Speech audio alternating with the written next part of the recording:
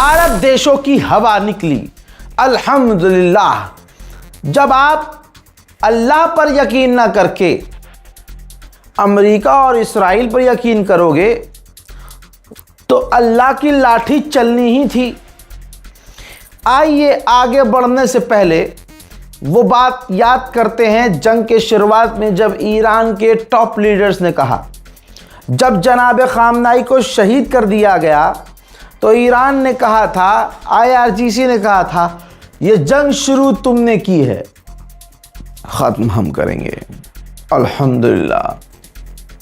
दोस्तों, अरब देशों ने ईरान के खिलाफ अमेरिका और इस्राइल का साथ दिया। कल तक ये मुसलमान मान नहीं रहा था, लेकिन आज मुसलमान देख रहा है कि जो बातें बोली गई थी रज़ा के द्वारा वो सच हैं। ये अमेरिका और इस्राइल के करीबी हैं अरब। पॉइंट पर सीधा आ रहा हूँ, समय नहीं लूँगा भाई।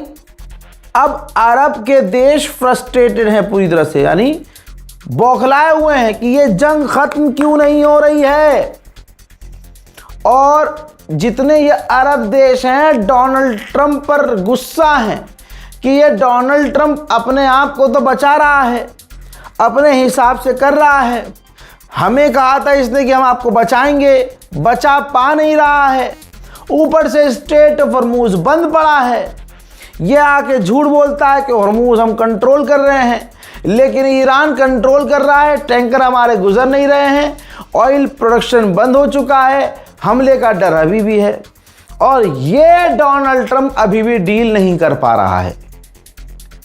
अब इसके रिजल्ट में क्या है? फिर से ईरान की बड़ी जीत, आप लोगों को मुबारक। ईरान शुरू से कह रहा है कि मिडिल ईस्ट में, अरब देशों में अमेरिका की जो फौज है वो वहाँ से भाग जाए। अरब देशों को अपने मुल्क से अमेरिका के बेस को बंद कर देना चाहिए, फौज को निकाल देना चाहिए। अल्लाह आपको सलामत रखे। सुनिए, जब अरब देश देख रहे हैं कि ट्रंप डील नहीं कर पा रहा है तो अब तमाम अरब देश ये सोच रहे हैं कि अपने मुल्क से अमेरिका का बेस निकाल दिया जाए। अल्लाह अकबर। अमेरिका का बेस बंद कर दिया जाए तमाम मिडिल ईस्ट के इलाकों में, अरब देशों में। यही बात ईरान ने शुरू में कही थी। बताइए, ये इतनी बड़ी जीत। भाई अरबों का ये सोच लेना ही कि भाई हमें अमेरिका की फ़ौज को अपने मुल्क से निकाल देना है, ये सोच लेना ही ईरान की बड़ी जीत है। उधर ईरान ने स्ट्रेट ऑफ हॉर्मूज में एक और जहाज़ पर हमला किया है। कहा जा रहा है कि ईरान के बताए हुए रास्ते से वो नहीं गुजर रहा था, जिसके बाद ईरान ने अटैक कर दिया। महंगाई बढ़ रही है ईरान के अंदर, और ईरान में खुद तेल महंगा हो सकता है, फ्यूल महंगा हो सकता है आने वाले समय में। तो ये तस्वीर देखिए, ईरान में महंगाई के डर से कि फ्यूल हमारे यहाँ बहुत महंगा हो सकता है, पेट्रोल पंप पर आप लंबी कतार देख सकते हैं। उधर गुलाबी सूअर ने इंटरव्यू में कहा है कि हम सब कुछ ईरान में तबाह कर सकते हैं, ईरान को मिटा सकते हैं, तगड़ा हमला कर सकते हैं, लेकिन हम ऐसा चाहते नहीं। आहा हा हा, चाहते नहीं या तुम कर नहीं पाओगे, औकात नहीं है तुम्हारी। फर्क है दोनों बातों में। गुलाबी सूअर। दोस्तों, गुलाबी सूअर ने आगे इंटरव्यू में कहा कि हम बहुत कुछ कर सकते हैं, ईरान के अंदर हम सब कुछ तबाह बर्बाद कर सकते हैं, लेकिन हम ऐसा चाहते नहीं हैं। अगर ईरान ने हम पर हमला किया तो बहुत तगड़ा हमला हम करेंगे। हज़रात, कल तक ये बातें हो रही थी कि हम ईरान पर हमला करेंगे। ईरान हमला करने के काबिल नहीं है। अल्लाह का वास्ता है, पिछली बातों को याद रखा करिए ताकि आपको आगे पता चल जाए कि कौन झूठा है कौन सच्चा है। अमेरिका अब तक बार बार कह रहा था कि हम ईरान पर हमला करेंगे। ईरान हमला करने के काबिल नहीं है।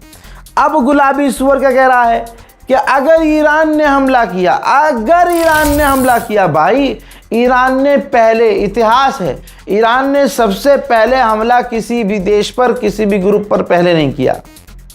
जब सामने से हमला हो गया, खामनाई को शहीद कर दिया, उनके साथियों को कत्ल कर दिया, तभी ये जंग शुरू हुई। तभी ईरान ने पहला हमला अपनी तरफ से किया। सिर्फ वहाँ कहाँ किया, पूरे मिडिल ईस्ट को लाल कर दिया था ईरान ने। आज ये कह रहा है कि अगर ईरान ने हमला किया तो ईरान तो करेगा ही नहीं। यानी गुलाबी सूअर अब सिर्फ बयानबाजी में जीतने की कोशिश कर रहा है, जो वहां भी वो जीत नहीं पा रहा है। कतर में अमेरिकी बेस पर ईरान के 3 पायलट ने खतरनाक बमबारी की थी। उनकी ये तीनों तस्वीरें हैं, ये 3 पायलट। ईरान ने कहा कि ये लापता हैं और ये कतर के पास हैं। कतर इनसे पूछताछ कर रहा है। इंटरनेशनल लॉ के अकॉर्डिंग ये जवाब नहीं दे रहे हैं, इंफॉर्मेशन शेयर नहीं कर रहे हैं, लेकिन कतर ने इन्हें कैदी बनाया हुआ है। कतर ने आगे इस पर रिप्लाई किया है कि हमारे पास कोई भी ईरान का पायलट नहीं है। उधर ईरान कह रहा है कतर हमें अलाउ करे, हम कतर के अंदर खुद ऑपरेशन चलाएंगे और अपने लोगों को ढूंढ लेंगे। हजरात, कतर सच में झूठ बोल रहा है। कतर के पास ये तीनों ईरान के पायलट हैं। कतर वो देश है जिसने, कतर जैसे और भी देश हैं अरब देश, कतर वो देश है जिसने शिया समुदाय के लोगों को सिर्फ इसलिए अपने मुल्क से निकाल दिया क्योंकि वो शिया थे। वो जंग में नहीं थे, बस हाँ वो ईरान को सपोर्ट कर रहे थे। चूतड़ों में कतर के आग लगी और भी अरबों को आग लगी इस बिना पर जो खुद उसी देश के थे। भाई मान लीजिए आप भारत हिंदुस्तान से हैं और मोदी जी ने कह दिया तुम अब आज से हिंदुस्तानी नहीं हो, तो कहाँ के हो? कहीं के नहीं हो। ये कतर ने किया है। ईरान के विदेश मंत्री ने खुद कहा है, अब्बास अराक्ची ने खुद कहा है कि हम मीडिएटर से कनेक्ट कर रहे हैं, हम लगातार मीडिएटर को रिप्लाई कर रहे हैं, उनसे बात कर रहे हैं, जुड़े हुए हैं, लेकिन अमेरिका से हमारी कोई बातचीत नहीं चल रही है। उधर ईरानियन ऑफिशियल ने कहा है कि ट्वीट के जरिए स्ट्रेट ऑफ हॉर्मुज को सीज नहीं किया जा सकता। इससे पहले भी ईरान ने कहा था कि ट्वीट के जरिए तुम जंग नहीं जीत सकते, ट्वीट करके तुम हॉर्मुज अपने नाम नहीं कर सकते। हाल ये है कि जहां अमेरिका कह रहा है कि हॉर्मुज हम चला रहे हैं, वहां स्ट्रेट ऑफ हॉर्मुज में 80% ट्रैफिक खत्म है, डाउन है। सिर्फ 20% ही जहाज वहां से ईरान की परमिशन के साथ गुजर रहे हैं। हजरात, गुलाबी सूअर को अब एक और नाम से जान लीजिएगा, सफेद भगोड़ा। मोहतरम हजरात, जिस तरह से ये तुर्की में अपना जहाज, अपना जूता छोड़कर भागा, अपना पैंट उतार कर करके भागा, एक गंदे से ट्रक में बैठकर भागा, जब ये खुलकर दुनिया के सामने आ गया कि ईरान के आगे पेशाब लग जाता है गुलाबी सूअर को, डरपोक कहीं का, तो अब वहां पर पत्रकार भड़क गए हैं। अमेरिका और दुनिया भर के टॉप पत्रकार उसी एयरपोर्ट पर थे। डोनाल्ड ट्रंप अपने तमाम साथियों को और दूसरों को, किसी को बिना बताए, ट्रंप की सिक्योरिटी ने या ट्रंप ने किसी को बताया ही नहीं था। यानी अमेरिका के दूसरे ऑफिशियल्स उसी जहाज में मौजूद थे और ये जो पत्रकार, इंटरनेशनल पत्रकार थे, अमेरिका के भी पत्रकार मौजूद थे, वो भी वहां मौजूद थे, लेकिन ट्रंप वहां से भाग गया था। पत्रकार नाराज हैं, ये रही रिपोर्ट। पत्रकार कह रहे हैं कि डोनाल्ड ट्रंप ने हमें खतरे में छोड़ दिया, हमें बताना जरूरी नहीं समझा, हमारी जान खतरे में थी, अगर हमें कुछ हो जाता तो जिम्मेदार कौन है? ट्रंप चाहते तो वो हमें इन्फॉर्म करवा सकते थे, इशारा दे सकते थे, लेकिन डोनाल्ड ट्रंप ने हमें अकेला छोड़ा और खुद भाग गए। हज़रात, एक ये है सफ़ेद भगोड़ा और एक हमारा सुप्रीम लीडर शहीद सैयद अली खामनाई। जब IRGC ने कहा कि हुजूर आप अपनी लोकेशन चेंज कर लीजिए, हुजूर आप अपना घर बदल लीजिए, हुजूर हमारे साथ सीक्रेट लोकेशन पे चलिए, ख़तरा है, तब खामनाई ने कहा था मैं अपने घर को कैसे छोड़ दूं, मैं अपना शहर कैसे छोड़ दूं कि जब मुझे चाहने वाले, मुझसे प्यार करने वाले लाखों लोग कुछ घंटों में, मिनटों में इस शहर को नहीं छोड़ सकते। ठीक इसके 1 घंटे के बाद खामनाई के घर पर मिसाइलों की बरसात हुई और खामनाई शहीद हो गए। फ़र्क देखिए, एक भगोड़ा है और एक मैदान छोड़कर भागता नहीं है। ईरान के ऑफिशियल्स ताना तक मार रहे हैं ट्रंप को। ये देखिए, कहा है कि डोनाल्ड ट्रंप को स्ट्रेट ऑफ हॉर्मुज की सिक्योरिटी बाद में, अपनी सिक्योरिटी पर ध्यान पहले देना चाहिए। जैसी उनकी हालत है, ट्रक में छुप कर जो भाग रहे हैं, हॉर्मुज छोड़ें, अपनी सिक्योरिटी देखें। सच्चाई ये है, खेल तो ईरान भी रहा है। मैंने ही कहा था ना, ये डील की बात चलती ही रहेगी। ओमान के बारे में ईरान के ऑफिशियल ने कहा है कि हमारी ओमान से बातचीत चल रही है, जल्द ही डील हो जाएगी। ईरान का जल्द ही कब आता है हमें नहीं पता। अब आप बयान सुन लीजिए। در 3 هفته اخیر مذاکرات روند رو به جلو داشته، به صورت روان انجام شده. قبلا هم اعلام کرده بودیم که در مورد نقشه مورد توافق طرفین برای تردد کشتیرانی توافق حاصل شده. خب کار جمعی بود که وزارت امور خارجه به عنوان متولی مذاکرات کار رو پیش می برد، اما خب همه دستگاه‌های زیرب درش دخیل بودن، به خاطر اینکه تعیین مسیر تردد چیزی نیست که وزارت خارجه بتونه انجام. ईरान ने दोहराया है यमन, गाजा, लेबनान, इन तमाम से रिलेटेड जो हमारी डिमांड्स पहले से ही हैं और अमेरिका को हम बता चुके हैं, जब तक वो हमारी डिमांड पूरी नहीं होगी स्ट्रेट ऑफ हॉर्मुज नहीं खुलेगा, बंद रहेगा। सोचिए, जंग इतनी लंबी लड़ने के बाद गुलाबी सुअर ने कहा कि ईरान के हथियार ख़त्म हो गए। ईरान ने अपना नया हथियार दिखा दिया। रिपोर्ट ये है कि ईरान ने लास्ट जब 2 यूएई के जहाज़ों और टैंकरों पर स्ट्रेट ऑफ हॉर्मुज में हमला किया, तो उस पर हमला करने के लिए अंडरग्राउंड, पानी के अंदर चलने वाले ड्रोन बोट का इस्तेमाल किया और उन दोनों टैंकरों को उड़ाया। यानी ईरान के पास उल्टा अब और एडवांस हथियार, नए हथियार नज़र आ रहे हैं। बहरैन में, मिडिल ईस्ट में बहरैन में सबसे बड़ा अमेरिका का बेस था। सबसे बड़ा बेस मिडिल ईस्ट में अमेरिका का बहरैन में था, जिसे ईरान ने शुरुआत के ही हमले में बहरैन के अंदर मौजूद अमेरिका के सबसे बड़े बेस को तबाह कर दिया। यही वजह है कि उसी बेस से खाना पानी मदद लेकर समुद्र के रास्ते से अमेरिका के एयरक्राफ्ट कैरियर तक वो खाना पानी पहुंचाया जाता था।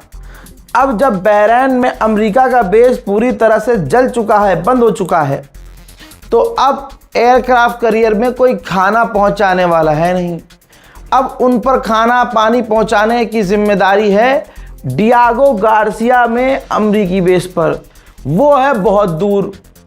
यही वजह है कि अमेरिका की सेना जो समुद्र में है, जहाज़ में है, समुद्री जहाज़ों में, उन तक खाना पानी आराम से पहुंच नहीं रहा है।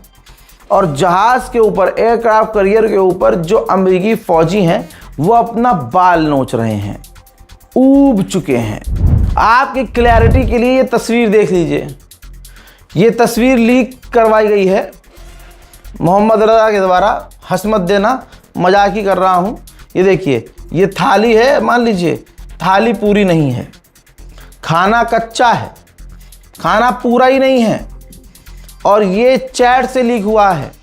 जो अमेरिका के फ़ौज में, नेवल फोर्स में हैं, उस जहाज़ पर तैनात हैं, उन्होंने अपने परिवारजनों को ये तस्वीर भेजी है कि खाना तक नहीं है, हम क्या करें। खबर यहाँ तक आ रही है कि जो फीमेल हाइजेनिक चीज़ें हैं, मैं इसको ओपनली सब चीज़ नहीं बोल सकता, ये महिलाएं समझ जाएंगी और बड़े लोग अडल्ट समझ जाएंगे। जो फीमेल हाइजेनिक चीज़ें हैं वो भी अमेरिका के एयरक्राफ्ट कैरियर पर ख़त्म हो चुकी हैं। मेरे दोस्तों, इससे बुरा हाल और हुआ है। उसका वीडियो दिखाऊंगा आपको। एक अमेरिका का नेवल फौजी दिखा रहा है, उस जो एयरक्राफ्ट कैरियर पर है, कि यहाँ जो पखाने हैं वो फुल हो चुके हैं, टट्टी फुल हो चुकी है भाई। और वॉश बेसिन तक काम नहीं कर रहे हैं। मुलाहिजा फरमाइए। All right, y'all. So a couple of y'all wanted to see how the ship look, or the head look, aka the bathroom. The shower's right here. You feel me? This is what we go through on a carrier in the Navy. They say join the Navy, right? Join the Navy. Yeah, look at this, y'all. This is crazy. This ain't even the worst part, man. Sinks atrocious. Wait till y'all see the toilets, man. Look at the toilet. Y'all expect me to take a doo-doo in this, y'all? Nah. Y'all crazy. Look at this. Come on now, join the Navy though, right? Join the Navy. Yeah, all right. इसके बाद America का middle east का एक commander वहां पहुंचा उस aircraft carrier पर और कहा कि मैंने जो हाल वहां देखा लोगों का, अपने फौजी का देख के मैं इंस्पायर हुआ और वहां सब कुछ ठीक है। ये प्रोपेगेंडा है। वहीं ईरानियन मिलिट्री ऑफिशियल ने बहुत साफ साफ कहा है कि जो इलाके में अमेरिका के बेस हमने तबाह किए, अमेरिका की फौज वहां से भागी, हम अलाउ नहीं करेंगे कि वो वापस आएं। ऑपरेशन चलाया जाएगा पूरे इलाके से अमेरिकी फौज को निकालने का, यहां तक कि हम पर्शियन गल्फ में भी अमेरिका की फौज को घुसने नहीं देंगे। उन्होंने साफ साफ कहा कि ऊपर वाले ने, अल्लाह ताला ने हुर्मुज हमें सौंपा है। अब हुर्मुज पहले जैसा कभी नहीं रह सकता। आगे बड़ी खतरनाक जबान का इस्तेमाल करते हुए ईरानियन मिलिट्री ऑफिशियल ने कहा कि दुश्मन क्रिमिनल जो है वह ऐलान करने वाला था, यानी गुलाबी सुअर ऐलान करने वाला था कि स्ट्रेट ऑफ हुर्मुज हमारा है, लेकिन दुनिया हालात देख रही है। यहां तक कि आज के हालात ऐसे हैं कि अगर वो मजाक भी हुर्मुज को लेकर करते हैं और मजाक में भी कहते हैं कि हुर्मुज हमारा है, तो हम उनके पैर काट देंगे। यूएई ने ताज़ा बयान में कहा है कि ईरान हुर्मुज में हमले बंद कर दे और इसी वक्त स्ट्रेट ऑफ हुर्मुज को खोल दे। ईरानी बिल्कुल ठान चुके हैं कि इस बार तो 1 मिनट के लिए भी नरम नहीं पड़ना है। ईरानियन गवर्नमेंट ऑफिशियल ने कहा है कि जब तक अमेरिका हार नहीं मान लेता हम रुकने वाले नहीं हैं, हमारे ऑपरेशंस जारी रहेंगे। ईरान के जुडिशरी चीफ ने कहा है कि हुर्मुज हमारा है, हम कभी भी अलाउ नहीं करेंगे कि अमेरिका फिर कोई उल्टी सीधी हरकत करे। हम हुर्मुज में अमेरिका की आंख को भी बर्दाश्त नहीं करेंगे। हो गया ना 10 दिन, मैंने कहा था ना, और मैं हंसा भी था इस बात पे कि ये जो गुलाबी सुअर कह रहा है कि डील होने वाली है, मंडे डील हो जाएगी, आने वाली 2 तारीख को डील हो जाएगी, 4 दिन बाद डील हो जाएगी। मैंने कहा था होगी नहीं, ईरान बढ़िया बैटिंग कर रहा है। अब देखिए, ईरान के विदेश मंत्री, कोई दूसरा मंत्री कहता तो कह देते भाई ये बड़बोला है, लेकिन ईरान के विदेश मंत्री जनाब अब्बास अराक्ची फरमाते हैं कि किसी भी हालत में हुर्मुज की परिस्थितियां पहले जैसी नहीं होंगी। हुर्मुज हमारा है और हुर्मुज तब तक नहीं खुलेगा जब तक अमेरिका हमारी तमाम शर्तों को नहीं मान लेता। और ईरान ने जितनी शर्तें बाद में रखी और बढ़ाई हैं हजरात, वो शर्तें ऐसी हैं कि अगर ट्रंप उनमें से एक भी शर्त मान ले तो अमेरिका के लिए हार मानने का ऐलान करने जैसा हाल हो जाएगा कि अमेरिका हार गया। ईरान के जो ऑफिसर्स हैं गवर्नमेंट भाई, वो लगातार अमेरिका को नंगा कर रहे हैं, चैलेंज कर रहे हैं। ये देखिए, ईरानियन गवर्नमेंट ऑफिशियल ने कहा है कि जो अमेरिका के बिलियंस ऑफ डॉलर के वॉरशिप और हथियारों ने नहीं किया, वो ट्वीट करके अमेरिका नहीं कर सकता है। यानी ये वही वाली बात है कि अमेरिका तमाम अपनी ताकत का इस्तेमाल कर चुका, तमाम बड़े हथियारों का इस्तेमाल कर चुका, एयरक्राफ्ट कैरियर, वॉरशिप। जब इनका इस्तेमाल करके वो जीत ना पाया तो ट्वीट करके क्या ही जीत लेगा। हालात डोनाल्ड ट्रंप के ये हैं कि अब वो एआई और एडिटेड वीडियो से जीत दिखाने की कोशिश कर रहा है। डोनाल्ड ट्रंप ने एक एआई वाला फोटो पोस्ट किया है जिसमें अमेरिका के 4 वॉरशिप खड़े हुए हैं, ठीक, और एक दीवार बनी हुई है। दीवार से पहले जो है ईरान के 2 टैंकर हैं। अब इसमें भी देखिए मतलब एडिटिंग में भी मेहनत नहीं की गई। ये डोनाल्ड ट्रंप का हाल है। ऐसा लग रहा है साले ने खुद ही जेमिनी से बनाया और चिपका दिया। हाल ये है कि कल तक, हार दिखा रहा हूं, हार, कल तक ईरान का इसमें जो ईरान का झंडा है उस पर ध्यान दीजिए। कल तक यही अमेरिका, इस्राइल ईरान के दूसरे झंडे का इस्तेमाल कर रहे थे, जो ईरान के पुरानी गवर्नमेंट का, जिसमें शेर बना होता था अल्लाह की जगह, ठीक है, वो झंडा दिखाता था अमेरिका। लेकिन आज ये मान चुका है ना कि हाँ, ईरान का झंडा बदलना, सरकार बदलना, जो हमारा मकसद था वो पूरा नहीं हुआ। आज ईरान के जो सही झंडे का इस्तेमाल अमेरिका कर रहा है, ये भी तो एक हार है। एडिटेड फोटो लगा के अपने दिल को सुकून दे रहा है।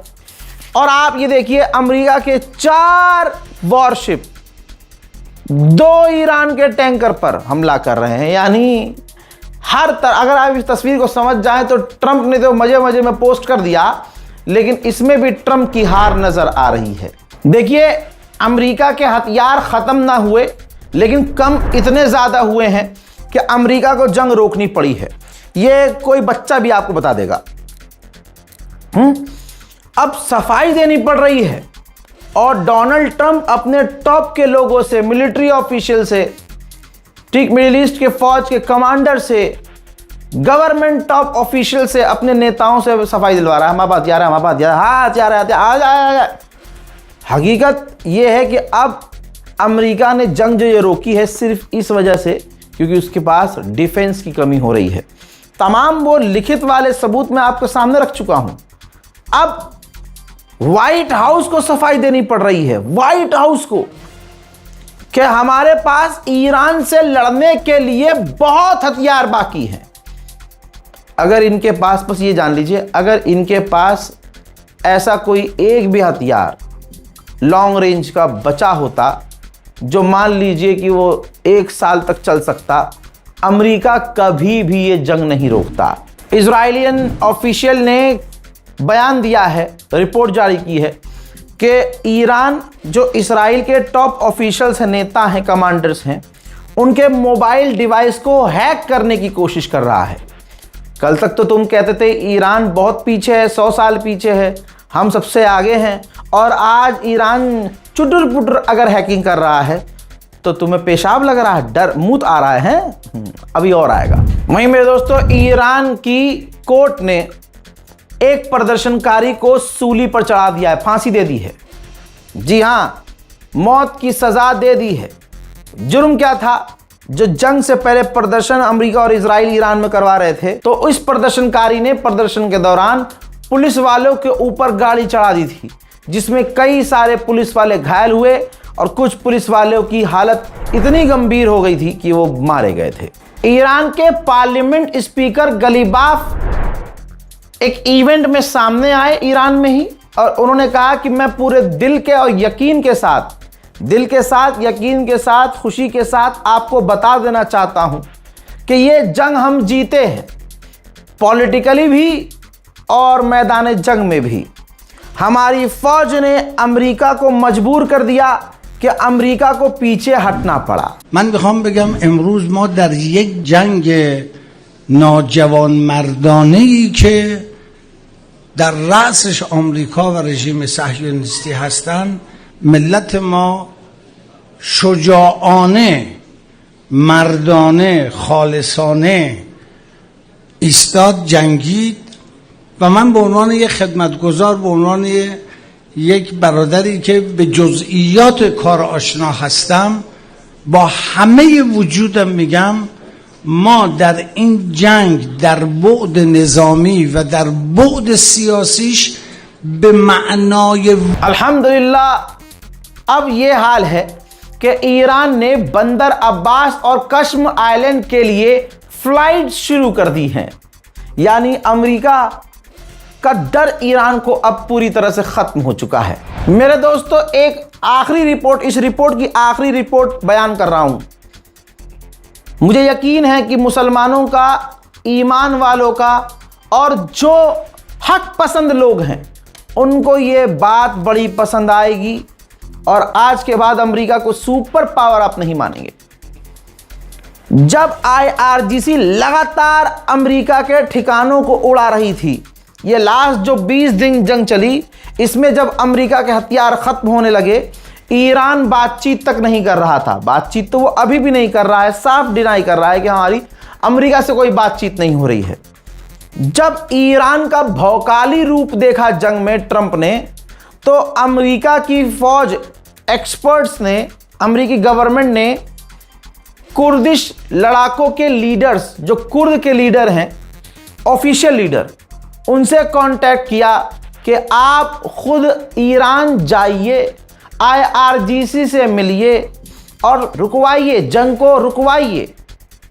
तो कुर्दिश लीडर ईरान गए भी थे और इस तरह से IRGC से अमेरिका ने डायरेक्ट कांटेक्ट करने की कोशिश की थी। किसके जरिए? कुर्द के लीडर के जरिए। जिसके बाद ईरान ने हमले बंद किए। लेकिन अमेरिका का जो दुम है, कुत्ते जैसा है टेढ़ा, ईरान ने अमेरिका की रोने धोने की हालत देखकर हमले रोक दिए। इसके बाद गुलाबी सुअर के बयानबाजी में नरमी तो आई, लेकिन वो यही कहता रहा कि हमने ईरान को हरा दिया, ईरान हार गया है। ईरान बातचीत करने के लिए तड़प रहा है। तमाम बयान याद है ना आपको। आज सच्चाई क्या निकल के आ रही है? रो तो ये रहा था पर्दे के पीछे, पब्लिकली आकर कह रहा हम जीत गए हैं, ईरान को हरा दिया है। अंदर कमरे में जाके कैसे रोकूं भाई, तू रुकवा दे यार, पाकिस्तान कुर्द। ये वाली हालत अंदर से थी और आज भी है। इस रिपोर्ट को शेयर कीजिए और इंतज़ार कीजिए मेरे अगले अपडेट का। अभी ईरान का, मिडिल ईस्ट का एक और अपडेट देना बाकी है। चैनल को सब्सक्राइब कीजिए, वीडियो को शेयर कीजिए और अपनी राय कमेंट में ज़रूर लिखिए। जय हिंद व सलाम।